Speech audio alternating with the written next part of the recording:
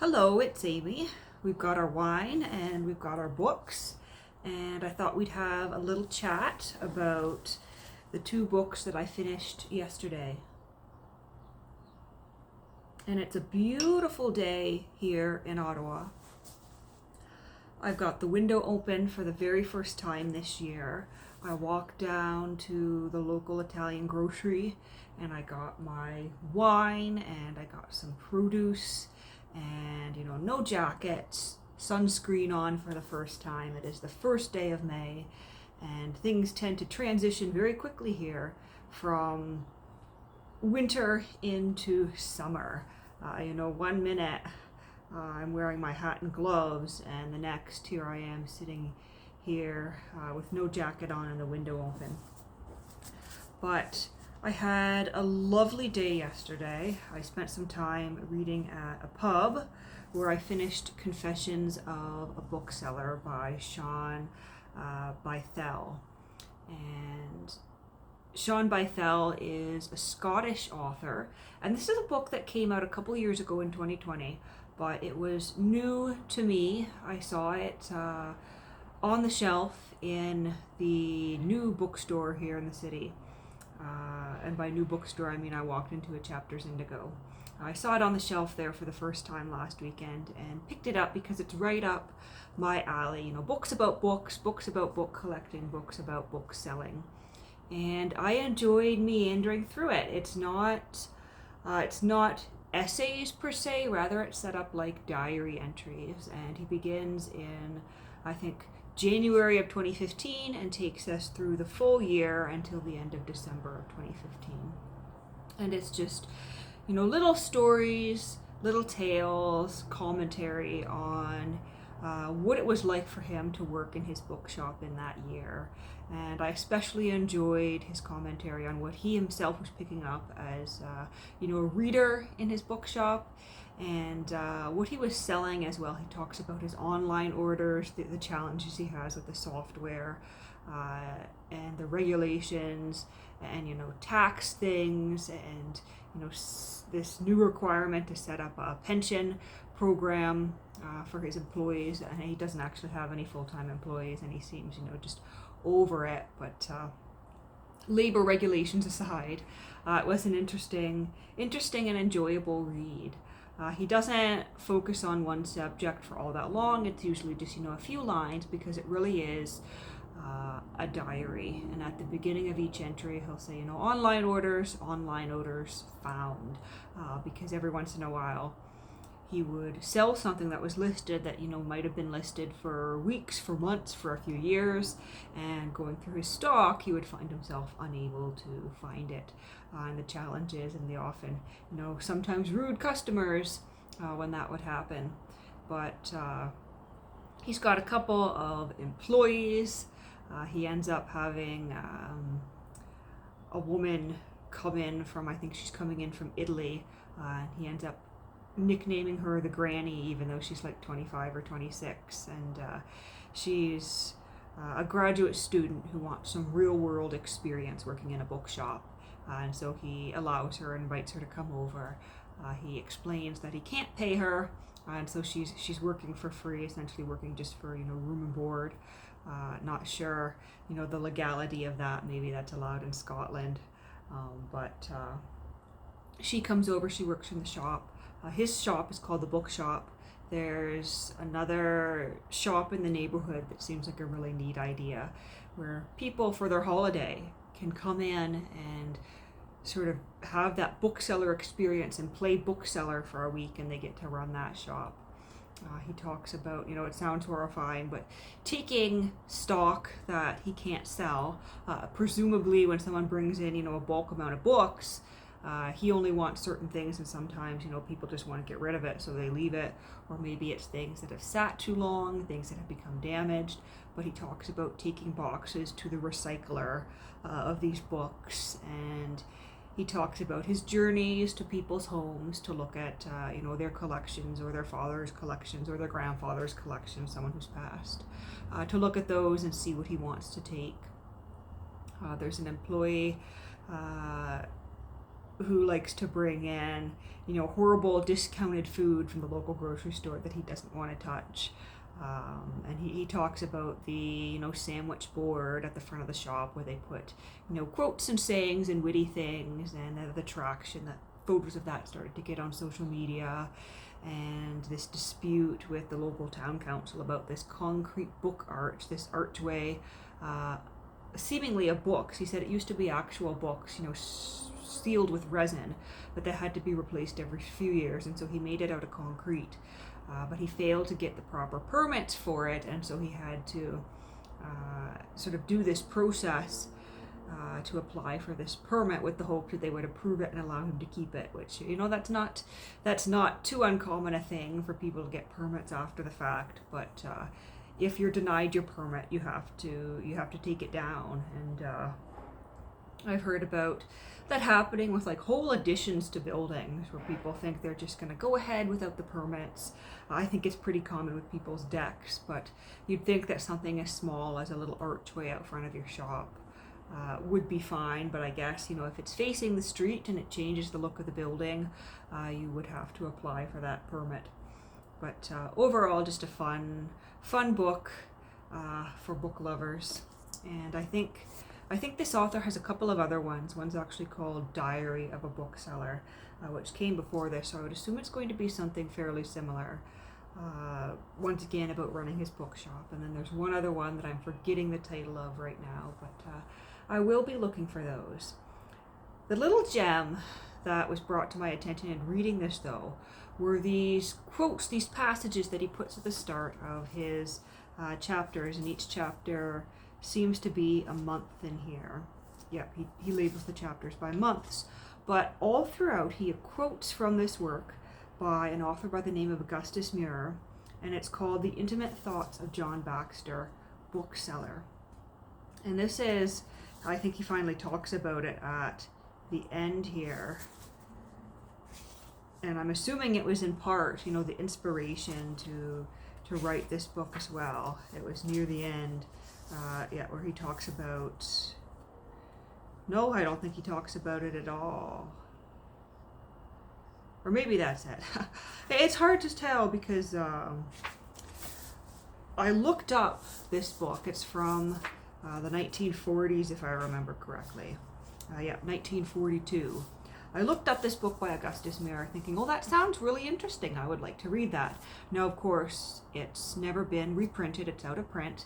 And probably before this was published, there would have been a few copies floating around for a reasonable price out on the internet. But probably everyone else who's read this and has said, that sounds like an interesting book. It is a fictional work. It's kind of this spoof autobiography, memoir of a bookseller. And it's supposed to be satirical and funny. But I'm assuming everyone else who has read this and thought, that sounds like an interesting work, probably did the same exact thing I did and looked online and snapped up any copies that were out there, because there is nothing. I found exactly 2 postings for this work. One of them was going for over $1,000, which is certainly out of my price range. I'm not going to pay that much money for a book I've never read, and I probably wouldn't spend that much anyway, just because that's not really in my budget. Like I'd probably have to not buy any books for an entire year, just to sort of justify that purchase and have the money for that purchase.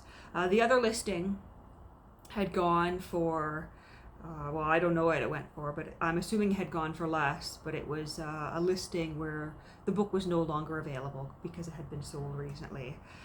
But I'm sure probably before this was published, before he brought it to everybody's attention, there were a few copies out there for a reasonable price, but now it is essentially at this point unattainable, which is kind of disappointing because I thought, that looks funny, that looks right up my alley. So if you come across, and let me just make sure I've got the title correct here again. If you come across anywhere where I can purchase for a reasonable price The Intimate Thoughts of John Baxter, Bookseller by Augustus Muir, published in London in 1942 originally, be sure to notify me immediately, because that's something I want to read, and hopefully it'll be reprinted in some format at some point. Maybe someone will, pick up a copy and send it off to their, printer in India, and reprint sort of a cheap reproduction or a facsimile, because that's how I found some of the works I wanted to read in the past, for reasonable prices. People buy up these older books that may or may not be available, and they're printed off in places like India and whatnot, and then you can purchase it and you get it, and sometimes it's supposedly, bound in fine leather, but you can see like glue marks and things are a little bit crooked, and the gold blinding isn't exactly, very professional looking. And you open it up and, the paper's kind of cheap, and it's a direct sort of facsimile photocopy. Not really a facsimile, it's more of a photocopy of whatever copy of that book someone had. And it's horrible quality, but it is a way to get your hands on a book that you want to read. And so I'm hoping eventually someone's going to do that with the Augustus Merle book. But I enjoyed that, as I said, and I'm going to seek out the other two works by this author. And then in a different vein, I was back at the chapters yesterday and I came across this. This is called Ottawa Rewind, a book of curios and mysteries by Andrew King.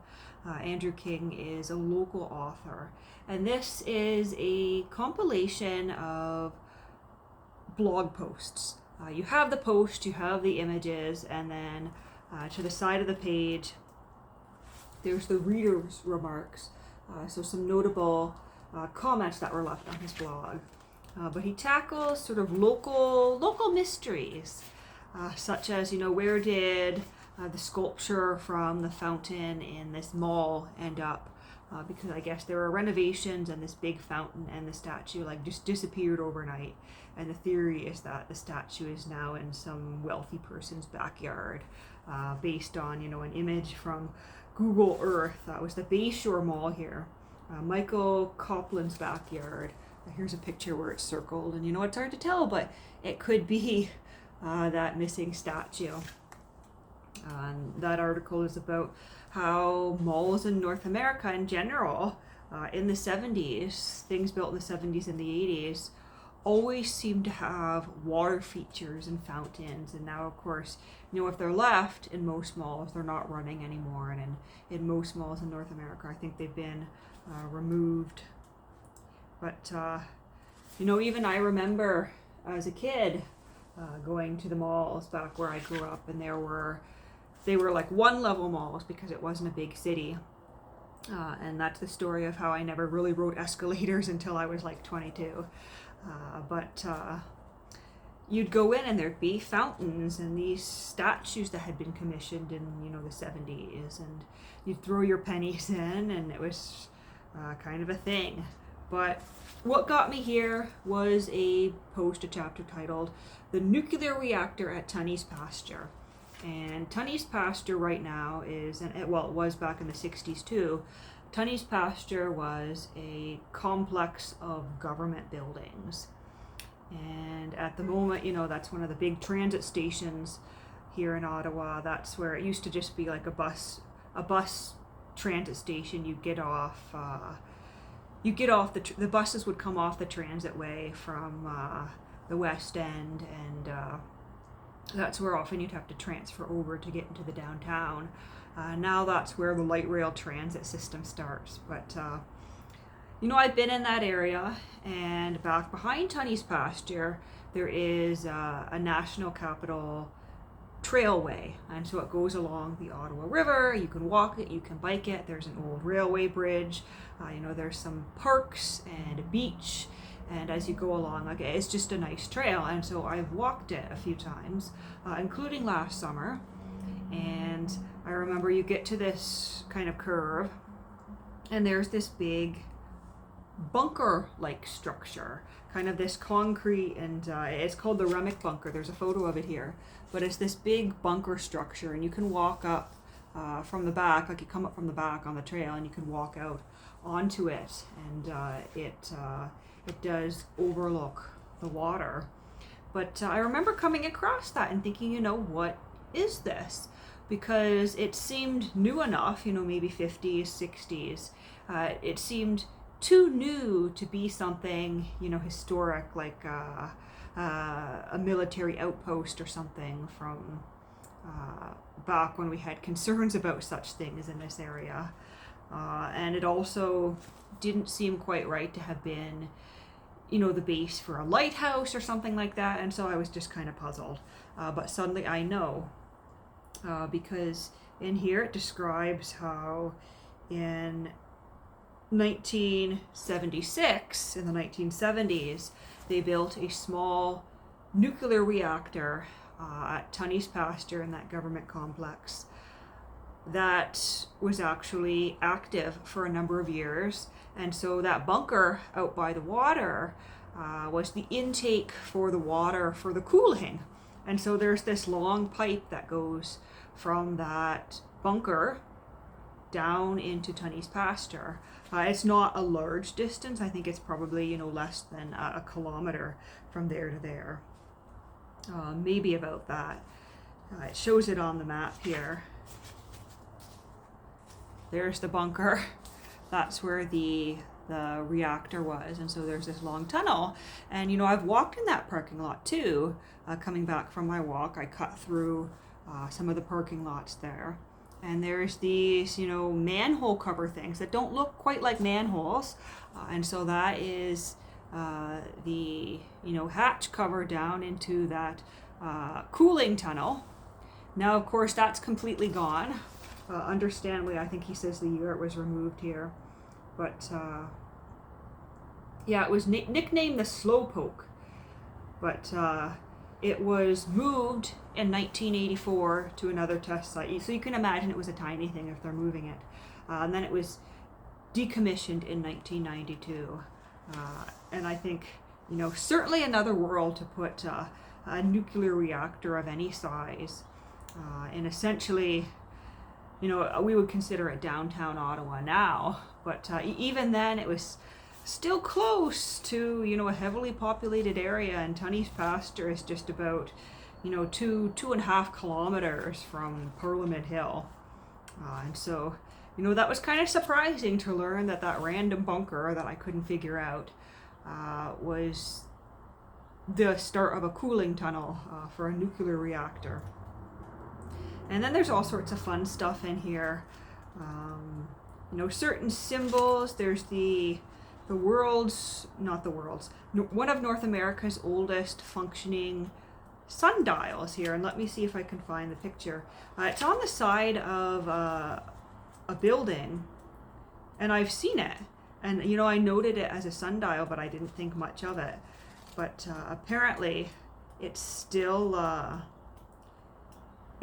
records accurate time. Oh, come on, I've lost it now. There's stuff in here about a sort of a copycat Playboy Bunny Club that was active. It wasn't an actual Playboy Club, but it was kind of a copycat. A forgotten movie theater in Place de Ville, the Place de Ville Cinema, which apparently is where former Prime Minister Pierre Trudeau went to see the opening of The Godfather. There's a chapter in here about the stones that were hauled in from, I think it was Bell's Corner, out in Canada, for the reconstruction of the Parliament buildings after they burned in 1916. Hover vehicles that were underdeveloped, a village that vanished, solstice secrets apparently in this one Major Hills Park, which is near the Parliament buildings. If you're there on, I think it's the summer solstice, on the summer solstice, if you're there at on June 21st at this specific time, things are going to line up in this weird way. And there's these theories, you know, it was built by Knights Templar and Freemasons and all this stuff about the summer solstice.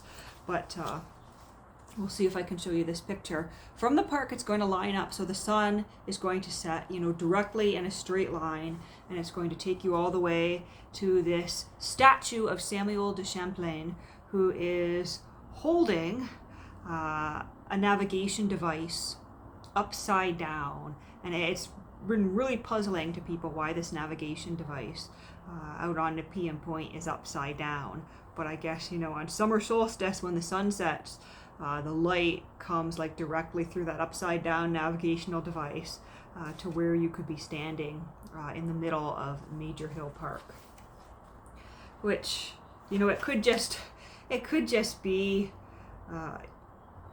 coincidence. Maybe they really didn't know that that device, the astrobal that he's holding, maybe they really didn't know that it was supposed to be the other way around. The artist did make that error.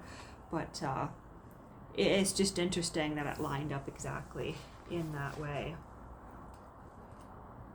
Beacon Hill, the lighthouses, but I'm looking for that, I'm looking for the Sundial, which I know is in here somewhere. Oh, the Hokey Pokey Backwoods Still, where moonshine was being made and smuggled into the United States in the 20s. Hidden underground tunnels. Everybody knows there is a large amount of underground tunnels. There's some that, of course, used to be open to the public that are now closed, but the rumors have it that the entirety of downtown Ottawa is just filled with tunnels, and some of them go into, the basement of banking buildings, and those are, everything from, Elections Canada vaults to library and archives to God knows what is down there. But, I certainly believe that. So here's the Sundial, Ottawa's first public timepiece. So it was created in 1851, and there's one on either side of the building, I think it said here, but these sundials, and they're still on the building, and according to the chapter here, they still tell you the accurate time, not taking into account daylight savings, of course, because that wasn't really a thing when these sundials were put in place. But it's the second oldest sundial in North America. And so on September 25th, 2014, at 4:31 p.m. he went, and it was showing the accurate time. And so this is on Bruyere and Sussex Drive, and I've walked by there many times, and it's right next to the Notre Dame Cathedral next door to it, and so it's on what they call the Mother House. So it was a former convent. And they're 78 feet high on the west side and 74 feet high on the east side. And I guess, depending on the time of day, it'll show you the correct time there. And then there was an Italian, I think it was an Italian film in 1976 that was filmed in Ottawa. And apparently, the film quality is very bad. It's not like a very well put together film. But, an Italian film filmed in Ottawa, of all places, about a bank heist and, these high-speed chases through downtown Ottawa and Ottawa neighborhoods. And then there's some conspiracy stuff in here about the design of the original Parliament buildings and the Knights Templar and that sort of thing. And there's a great section in here on Ottawa, Planet X, and the Doomsday Prophecy. Apparently in 1924, there were a couple of astronomers at the Ottawa Observatory looking for, I think they were looking for Pluto, and they noticed some other planet, and I think they took some shots of it, but those shots didn't come out or were lost or didn't survive or something, but they saw this planet that had come into view, and people called them crackpots because no one else anywhere else ever again until right up until 2016 saw this planet again, when apparently in 2016 two scientists from the California Institute of Technology published a paper noting this sort of Neptune-sized planet that exists in the outer limits beyond Pluto, and apparently it only orbits the sun every 15,000 years. 4.5 million years ago, the planet was sort of knocked out of the planet-forming region near the sun, and it settled into this distant orbit. But it's called the Doomsday Planet because when it comes back around in 15,000 years, there's a possibility that it could, come into direct contact with the Earth and take us out. But it's just kind of a neat thing that in 1924, it was noticed here, and it took, almost 100 years, 90 years, before it was, confirmed by someone elsewhere or seen again. And there was one more that I thought was really interesting here. Sea monsters of the Ottawa River. And so you laugh, sea monsters, everybody's got a sea monster story somewhere. But an 1880 newspaper article that describes an unknown serpent lurking in the Ottawa River in Chats Lake, which is a section of the river that gets wide enough that it's sometimes referred to as a lake. But in 1882, I guess this creature was actually supposedly hauled aboard this steamer ship, and this is roughly what they think it looked like, this serpent-like creature. And I think it said in somewhere in here, it was 11 feet long and a foot in thickness. The jaws of the creature were pried open and measured a span of half a foot. There's no further records of the creature, and obviously there's nothing more here than a drawing, but other tales of sea serpents saying they look like this, but something like that, 11 feet long. You could well imagine that this story was real and that they actually pulled some sort of creature out.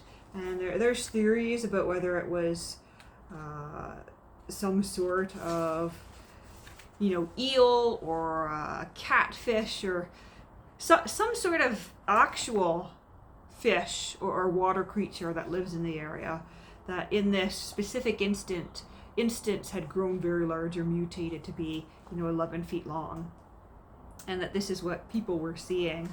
But I think it's just interesting to know that the Ottawa River has its own sea monster story as well. And so that's Ottawa Rewind, and I enjoyed working through it. There's not anything particularly set in stone factual, because it is blog posts, and a few of them he ends with this is what I found. I think this is what I found, but he can't say for sure, such as in the instance of finding the wreck of a steamer ship. It's the right length, it's where it was supposedly burned and sunk when it was decommissioned, but there's no way 100 years on to absolutely confirm that it is indeed that ship that's there. Or sorry, not the steamer ship, it was the wooden hull ship that he found, and I think that was the very first story in here, which is the Ann Sisson, which is in Britannia Bay, and there's a satellite image or an overhead image from 1958, and the wreck looks somewhat similar today, but he's probably suspecting it's the Ann Sisson, which was the last steamship of that kind to travel the Ottawa River. And I guess the Prince of Wales traveled on it in 1860, which is kind of fun, and that's would have looked like back in the day, and now it most likely lies at the bottom of Britannia Bay. And so that's that. Two very interesting books, and I've enjoyed my weekend of reading so far. And I hope you're well, and I'll see you all again soon.